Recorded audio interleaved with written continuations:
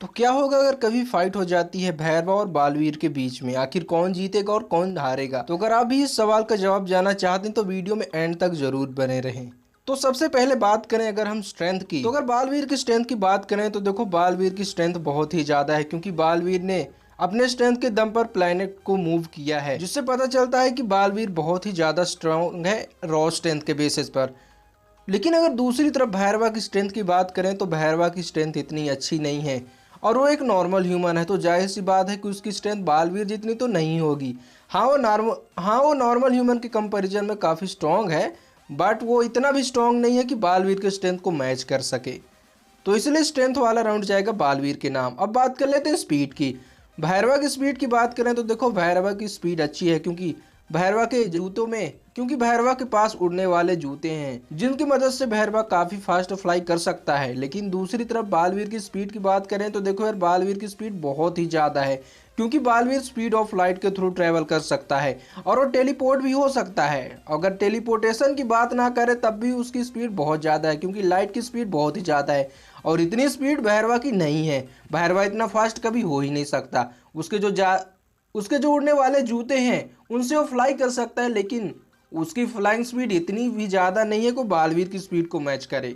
वो बस normally fly कर सकता है जैसे अवेंजर्स में स्टार लॉर्ड करता है। इसलिए स्पीड वाला राउंड भी जाएगा बालवीर के नाम।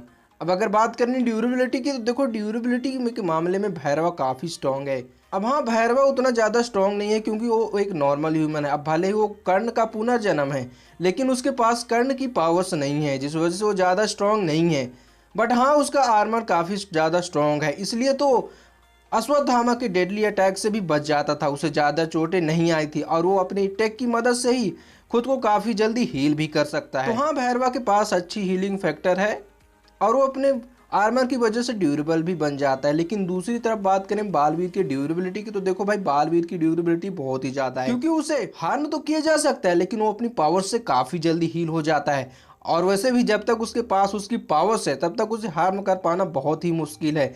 लेकिन अगर किसी तरह से वो हार्म भी हो जाए तो खुद को काफ़ी जल्दी हील कर सकता है और उसे हील करने के लिए किसी आर्मर की ज़रूरत नहीं पड़ती है, क्योंकि उसके पास काफ़ी सारी मैजिकल पावर्स है जिस वजह से वो खुद ही अपने आप जल्दी हील हो जाता है। और वैसे भी हमने कल की मूवी में देखा ही था कि भैरवा अश्वत्थामा के अटैक से कितनी जल्दी बेहोश हो गया था, तो इससे पता चलता है कि भैरवा उतना ज़्यादा स्ट्रॉन्ग नहीं है। लेकिन दूसरी तरफ बालवीर बहुत ज़्यादा स्ट्रॉन्ग है, वो बड़े से बड़े अटैक को सर्वाइव कर जाता है। और सीजन 4 में तो उसने सन की एनर्जी को काफ़ी देर तक एब्जॉर्ब किया था। सन की एनर्जी बालवीर के बॉडी से होकर भस्मसूल में गई थी, जिस वजह से बालवीर ने काफ़ी देर तक सन की एनर्जी को एब्जॉर्ब किया था, बट उससे फिर भी कुछ नहीं हो रहा था, जिससे पता चलता है कि बालवीर की बॉडी बहुत ज़्यादा स्ट्रॉन्ग है।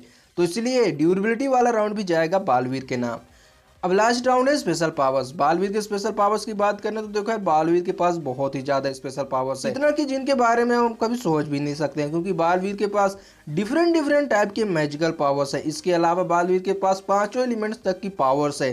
बालवीर पांचों एलिमेंट्स की पावर्स का इस्तेमाल कर सकता है अपने अपोनेंट के खिलाफ। इसके अलावा बालवीर के पास अनगिनत वेपन्स भी हैं, जिसमें जैसे डेडली वेपन आते हैं जो कि किसी का भी एक ही झटके में काम तमाम कर सकते हैं। लेकिन दूसरी तरफ भैरवा के पास कोई भी ऐसी स्पेशल पावर्स नहीं है, लेकिन हाँ उसके पास उसकी टेक की एडवांटेज है और उसके पास उसकी एक एआई कार है बुज्जी, जो कि एक बड़े से जाइंट रोबोट में भी ट्रांसफॉर्म हो सकती है, जो कि हमने कल की मूवी में भी देखा था। लेकिन कहाँ साइंस टेक्नोलॉजी और कहाँ मैजिकल पावर्स, कोई कंपैरिजन नहीं है। अब हाँ भैरवा की जो बुज्जी है वो फ्यूचर की है, जिस वजह से वो काफ़ी ज़्यादा एडवांस है। लेकिन भाई मैजिकल पावर्स के सामने वो ज़्यादा देर तक टिक नहीं पाएगी, क्योंकि मैजिक बहुत ज़्यादा पावरफुल होता है। फ्यूचर की होने की वजह से उसकी टेक बालवीर के सामने काफ़ी देर तक टिक सकती है, उसे टक्कर दे सकती है, लेकिन बालवीर के स्पेशल पावर्स के आगे ज़्यादा देर तक नहीं टिक पाएगी। एट द एंड बालवीर उसके टेक एंड गैजेट्स को ख़त्म कर देगा। तो ये वाला राउंड भी जाएगा बालवीर के नाम। तो देखो यार 4 राउंड सभी यहीं पर ख़त्म हो गए। स्कोर हुआ है भैरवा 0 एंड बालवीर 4, और इसी के साथ हमें हमारा विनर मिल गया और है बालवीर। तो देखो यार अगर कभी भैरवा और बालवीर के बीच में फाइट हुआ तो उस फाइट का विनर बालवीर ही होगा। हाँ भैरवा फ्यूचर से है, उसे काफ़ी सारी एक्सपीरियंस है, कई सारे कूटनीति जानता है, वो कई सारे फाइटिंग स्किल्स में एक्सपर्ट है और उसके पास उसकी टेक की एडवांटेज है जो कि फ्यूचर से है। और उसने कल की मूवी में अपनी इन्हीं टेक और अपनी फिजिकल एबिलिटी के दम पर अश्वत्थामा को काफी अच्छी टक्कर दिया था, जिस वजह से वो बालवीर को भी काफी अच्छी टक्कर दे सकता है। लेकिन एट दी एंड बालवीर अपनी मैजिकल पावर्स के दम पर भैरवा को हरा ही देगा। लेकिन आपका क्या कहना है? आपको क्या लगता है, क्या भैरवा बालवीर को हरा देगा या फिर वो बालवीर से हार जाएगा? इसके बारे में मुझे एक बार कमेंट करके जरूर बताइएगा। और अगर वीडियो थोड़ा सा भी पसंद आए तो प्लीज़ वीडियो को लाइक एंड चैनल को सब्सक्राइब कर दीजिएगा। और मैं मिलता हूँ आपसे किसी और वीडियो में, तब तक के लिए आप हमारी दूसरी वर्सेस बैटल वीडियो देख सकते हैं।